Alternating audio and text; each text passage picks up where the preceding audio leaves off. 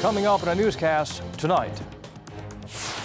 Military officials from the two Koreas and the UN command hold the second round of talks. During the session, they evaluate the JSA mine removal operation and discuss the withdrawal of firearms, reduction of guard posts, and adjustment of the number of patrolling personnel in the area. Plus, Seoul and Pyeongyang will hold general-level military talks later this week to discuss implementing recent bilateral agreements. In accordance with agreements reached in last week's high-level inter-Korean talks, forestry cooperation discussions are held between the two sides at their joint liaison office. More such talks are planned with subjects ranging from medical care to sports exchanges. On today's National Assembly audit of government ministries and agencies, the Bank of Korea is grilled on its monetary policy, while the Seoul metropolitan government was in the hot seat over a hiring scandal involving a subway operator. News Center begins now.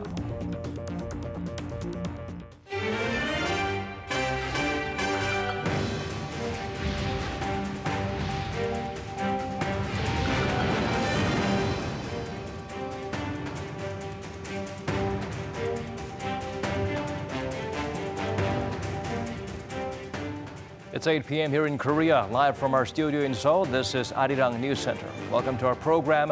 I'm Daniel Che. Once again, our starting point is from the Freedom House on the South Korean side of the inter-Korean border village of Panmunjom. Military officials from the two Koreas, as well as the United Nations Command, held a meeting once again. Park Ji-won fills us in on what was discussed during the second such session this month. Military officials from South Korea, North Korea, and the United Nations Command held talks on Monday for about 3 hours at the Freedom House in Panmunjom. The meeting aimed to verify the completion of the 20-day demining work that began at the joint security area at the start of October, as well as to discuss the reduction of the number of guard posts and security personnel. This meeting aims to verify and evaluate the demining process at the joint security area in Pyeongyang and to discuss the timeline and details of how to jointly examine the removal of firearms, reduction of guard posts, and adjustment of the number of patrolling personnel in the area. This was the second three-way meeting this month, following last week's very first meeting between the three sides. Last month's comprehensive military agreement, signed by the defense ministers of the two Koreas, states that the three parties will completely withdraw guard posts, personnel, and firearms within 5 days of the completion of minesweeping at the joint security area in Panmunjom. Thus, according to the agreement, the three sides decided Monday that they will complete the withdrawal of firearms and guard posts within the JSA by October 25th. This will be followed by a 2-day joint on-site inspection and evaluation of the withdrawal. Meanwhile, another set of general-level inter-Korean military talks will be held this Friday on the North Korean side of Panmunjom to further discuss the ongoing projects related to the implementation of last month's comprehensive military agreement.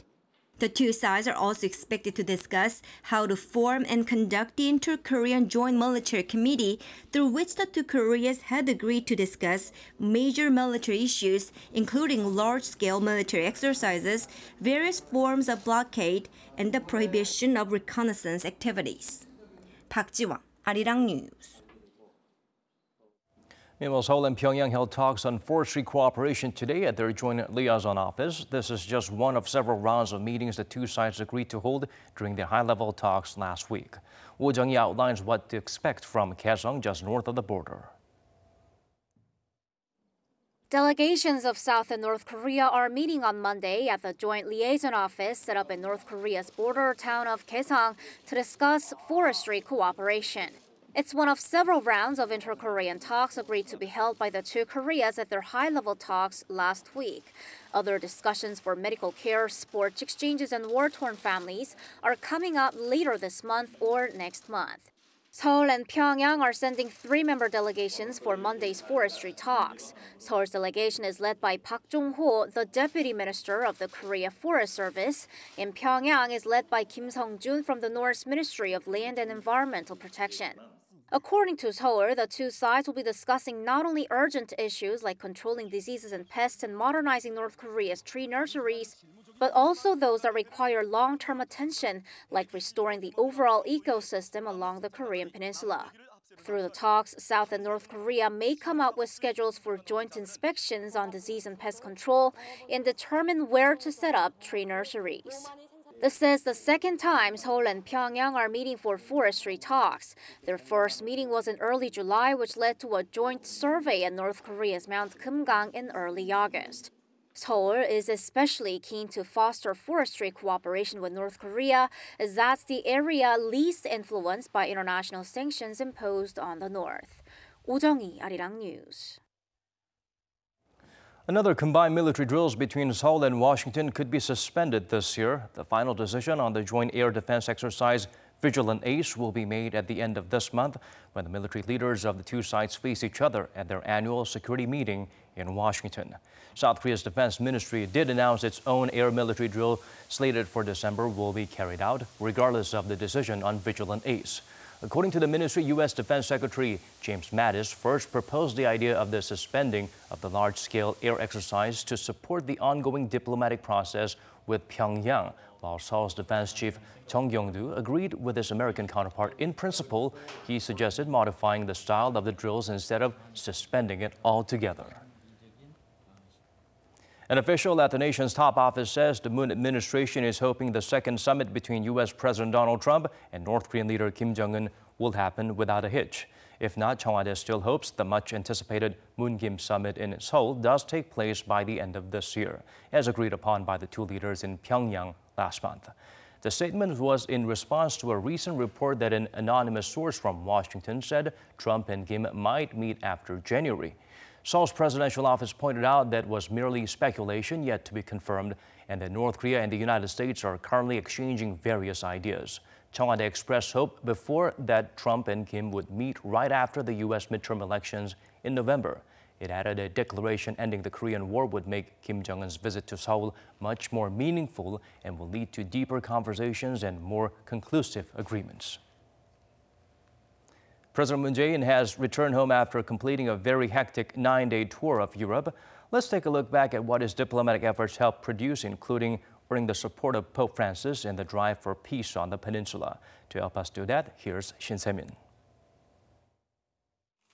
The #1 achievement from President Moon Jae-in's 5-nation European tour was gaining the backing of the head of the Roman Catholic Church for the drive towards peace on the Korean peninsula. Move forward without stopping. Do not be afraid, said Pope Francis to President Moon during their meeting at the Vatican, where he said he will continue to pray for the divided peninsula. And as for that possible visit to North Korea, Pope Francis did indicate that he will consider visiting Pyongyang, which would make him the first pope to visit the North. Given that the Vatican has a good record of improving relations between countries, like in the case of the U.S. and Cuba, there's hope that the pontiff's visit could perhaps help bring North Korea closer to the rest of the world. President Moon also brought his European counterparts up to speed on the diplomatic situations with the North, with another Pyongyang-Washington summit now in the works. But European powers like the UK and France, two permanent members of the UN Security Council, and Germany were less keen on discussing easing international sanctions on the regime to motivate Pyongyang to continue with the denuclearization process. Instead, their respective nations reaffirmed their stance that the North should continue to completely, verifiably, and irreversibly denuclearize. And that expression of CVID was included in a joint statement at the Asia-Europe meeting, where ASEM going against President Moon's view that easing sanctions will facilitate the regime's denuclearization. Still, the presidential office remains optimistic that although not everything will happen at once, the president's push for peace on the Korean peninsula will eventually become a reality. Shin Se-min, Arirang News.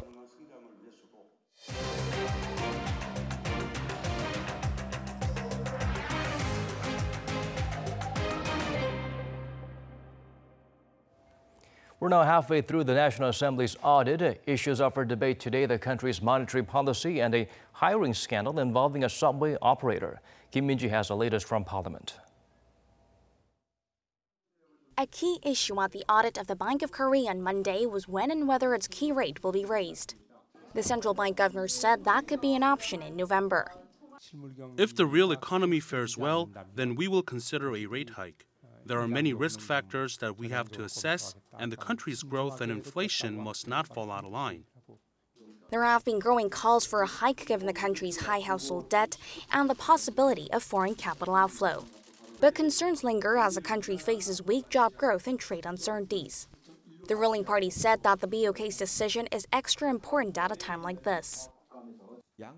It's a double-edged sword. In this situation, it will make it extra important for the central bank to consider all these factors. The Bank of Korea first and foremost focuses on growth and inflation, but we also have to consider risks regarding financial stability. Another issue was whether the BOK is free from government pressure, which the governor said it is. The ruling party alleged that the previous conservative government pushed the central bank into multiple rate cuts, which triggered housing speculation and a rise in household debt. But the opposition argued that the current government has done the same thing, referring to recent remarks by top government officials on the need of a hike. What do you have to say about the neutrality and independence of the central bank when it comes to monetary policy? The board members that make the decision do not consider external remarks, and we do our best to make the best decision based on what the law requires us to do. At the Seoul Metropolitan Government audit, the hot potato was the hiring scandal involving the operator of the Seoul subway. The opposition said that by giving job favors to the relatives of their workers, it's deprived young people of jobs. The ruling party criticized the opposition for politicizing the issue based on groundless allegations. During the inspection of the state-run Korea Development Bank, the issue was GM Korea's decision to spin off its research arm and whether this was part of plans to exit the country. GM Korea has already shut down one of its 4 factories because of heavy losses, and KDB, a shareholder of the U.S. carmaker, is currently providing a financial lifeline. The state-run bank said it doesn't see it that way, and GM Korea also said the spin-off is part of broader restructuring plans. Kim Min-ji, Arirang News. Korean job seekers have been struggling with an unemployment rate that hit 3.6 in September. A think tank released a report analyzing the possible causes of this unwelcome trend. Kim Hae-sung provides a closer look. A new study shows the main cause of rising unemployment rate in the country is a lack of labor demand, or basically a lack of jobs due to factors like rising labor costs, restructuring in the manufacturing sector, and the sluggish construction sector. The Korea Development Institute pinned the job losses on sluggish shipbuilding and auto industries in particular. Analysis of the data shows between 2014 and 2017, the biggest contribution to unemployment came from industry job mismatches like wages and inflexible working conditions that keep the unemployed from moving to another industry. But starting this year, with the slowing economy, falling labor demand in the manufacturing industry in particular contributed more to rising unemployment. The report said the unemployment rate in the third quarter was 4.03%, or nearly 0.4 of a percentage point higher than the fourth quarter of last year. The fall in labor demand, it said, raised the rate by a 0.25 percentage point, that is more than 2/3 of the total increase. The report said rising labor costs could be affected by the minimum wage hike or by giving temporary workers permanent positions, but it noted that those figures were not calculated into the report. The key to tackling unemployment, the KDI said, will be an increase in labor demand, more job creation from innovative companies, and a more flexible working environment that enables the unemployed to move from one sector to another. Kim Hae-sung, Arirang News. The nation's duty-free stores reached a new milestone. According to the Korea Duty-Free Association, sales during the past 9 months reached record levels, $12.9 billion. That's a spike of $100 million compared to last year. An increasing number of Chinese purchasing agents who buy Korean goods and supply them to consumers back home pushed up sales despite the sluggish recovery in Chinese group tours to South Korea. Exports of South Korean cosmetics jumped last year. This comes on the back of strong popularity of these products abroad, with China being the main market. According to our Yoon Jung-min, the future looks bright for K-beauty. South Korean cosmetics exports have been seeing steady growth over the past few years. According to local trading promotion agency Kotra on Monday, K-beauty exports quadrupled in 4 years to reach $4.96 billion in 2017. cosmetics exports look strong this year too. Total exports for the January to September period reached $4.6 billion, up 31.4% on year. Greater China was the main market for Korean cosmetics, with some $3.26 billion of Korean beauty products exported to the region last year, up 12.5% from the previous year. Southeast Asia was the second largest importer, with some $530 million of K-beauty imports, followed by North America and Europe. Shipments to all four regions saw double-digit increases. KOTRA says the number of cosmetics manufacturers jumped from less than 2,500 in 2012 to more than 11,000 last year on the back of increasing popularity of K-beauty. The agency added it expects the cosmetics industry to add new momentum to the domestic economy, creating more new jobs and opportunities. Yoon Jung-min, Arirang News. Over in Taiwan, the death toll from a train crash on Sunday rose to at least 22, in addition to more than 170 people injured. Authorities say the train carrying 366 passengers to the southeast coastal city of Taitung went off the tracks while going around a bend near Shinma Station in Taiwan's northeastern Yilan County. Officials said all passengers, including the deceased, have been evacuated or removed from the wreckage by Sunday night. Taiwanese President Tsai Ing-wen has pushed for a swift investigation into what's being called the nation's deadliest rail accident in 3 decades. The number of major violent conflicts across the globe has tripled since the year 2010. To bring about a change preventing violence instead of addressing outbreaks after they fully evolve is key, according to the United Nations and the World Bank. As such, they are calling on the international community to focus on preventive measures. Cha Sang-mi went to learn more from the authors of a joint report by the two global bodies. The world has seen a dramatic surge of violent conflicts, the number tripling since 2010. Reported battle-related deaths in 2016 jumped tenfold from the post-Cold War low of 2005, and the number of terrorist attacks across the world has peaked over the past 10 years. To address the serious global issue, the United Nations and the World Bank issued a joint report called The Pathways for Peace and presented the content on Monday in Seoul. Citing a rise in the number of displaced people, deaths in war, military spending, and terrorist incidents, the international institutions say violent conflicts are no longer limited to low-income countries, breaking the long-standing assumption that income growth is accompanied by peace. After the end of the Cold War in 1989, you really see different kinds of wars developing. A lot of the civil wars from the Cold War came to an end, and now you see a lot of non-state actors emerging. You can see strong links between transnational organized crime organizations and terrorist group that function partly as transnational organized crime group with kidnapping and trafficking of drugs and arms to make the money. The UN and the World Bank say that the pathway to peace lies in the prevention of the risk of violence, rather than focusing on addressing outbreaks and violence that have fully evolved. Alexander Mark, the lead author of the report, says that the prevention is a lot more cost-effective. The result is that we calculate that about $1 put in successful prevention represents $16 saved in conflict cost. So prevention, whatever way you work it, even in the most pessimistic perspective, if you succeed only 1 time on 4, allowed to save about $5 billion per year to the world. And with the forum taking place in Seoul, international leaders hailed South Korea for developing so much in a short period of time, as a country that transitioned from an aid recipient to one of the leading donors. Cha Sang-mi, Arirang News. Fake news has become a part of our daily vocabulary, partly to blame our social media platforms as they enable fast dissemination of news or content that carry outright false information or subtle shadings of the truth. In the first of our 3-part series, Oh Soo-young sheds light on the raging debate here in Korea on whether regulating such content would encroach on the freedom of expression. Is fake news freedom of expression, or is it an abuse of constitutional liberties? That's the question being posed as the government moves to clamp down on the alarming increase of disinformation. Some of the most outlandish claims include refugees from Yemen being able to receive $1,200 from the government unconditionally, and that foreigners in Korea committed 40,000 crimes last year. Over the past year, right-wing groups which have been accused of producing false news-like content have seen their viewer numbers explode on YouTube, which appears to be their #1 media platform.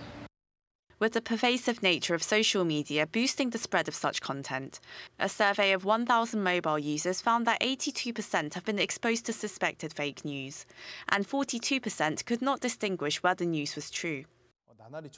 Fake news is becoming more sophisticated by the day and will likely increase.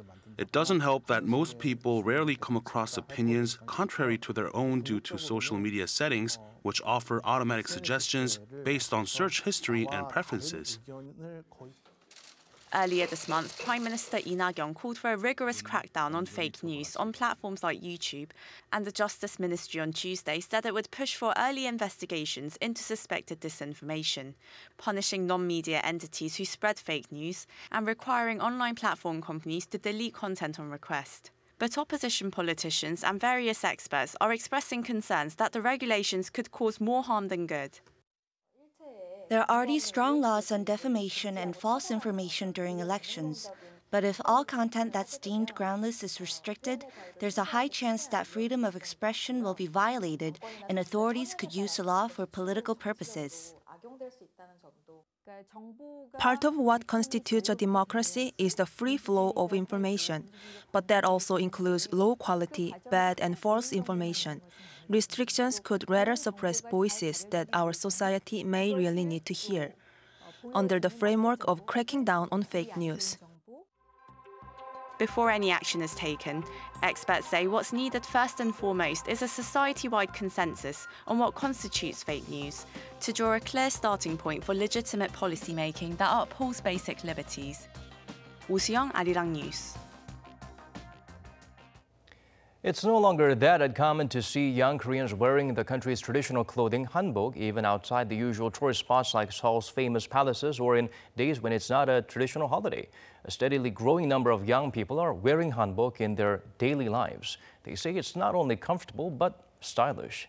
Kim Da-mi has more in our special smartphone report. It's just another day for Seo, a hanbok enthusiast, except she has dolled up to spend her day off with a friend.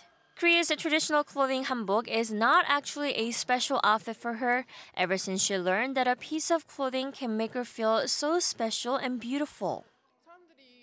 People have asked me if I'm attending special occasions or if I'm a shaman, but I just tell them it's just everyday clothing for me.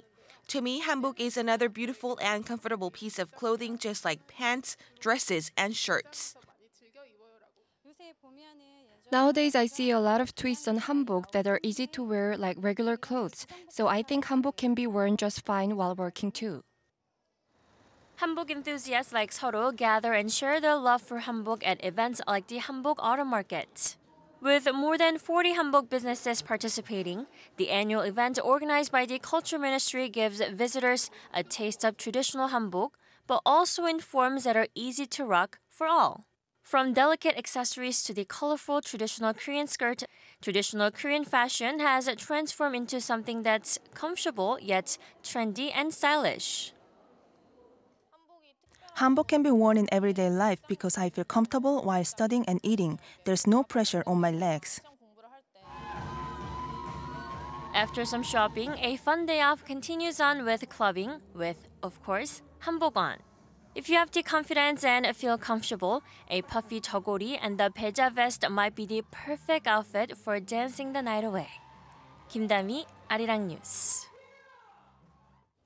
A grand ginseng festival is up and running in Yeongju City, Gyeongsang-buk-do Province. More than 5,000 people attended the opening ceremony for the Yeongju Pungi Ginseng Festival. It included a parade that honored Chu Se-bung, credited as the first person to harvest ginseng in Korea.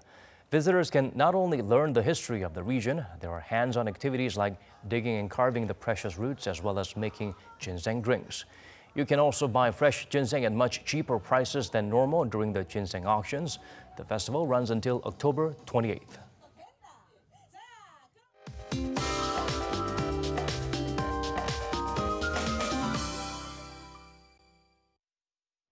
Time to turn to Michelle Bach at the Weather Center for the updates you need.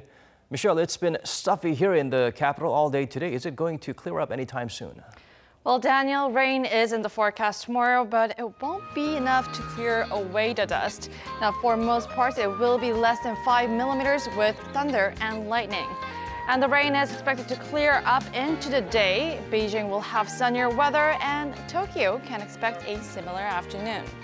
As for the readings, Seoul begins Tuesday morning at 10 degrees Celsius. Daegu and Gyeongju starts out to 9 degrees. And daily highs will mostly reach up into the 20s, but Seoul and Chuncheon will be cooler at 19 and 17 degrees respectively. Now there is another round of rain on Friday, and from then on, temperatures will drop even further as we head towards colder weather. I'll leave you with the weather conditions around the world.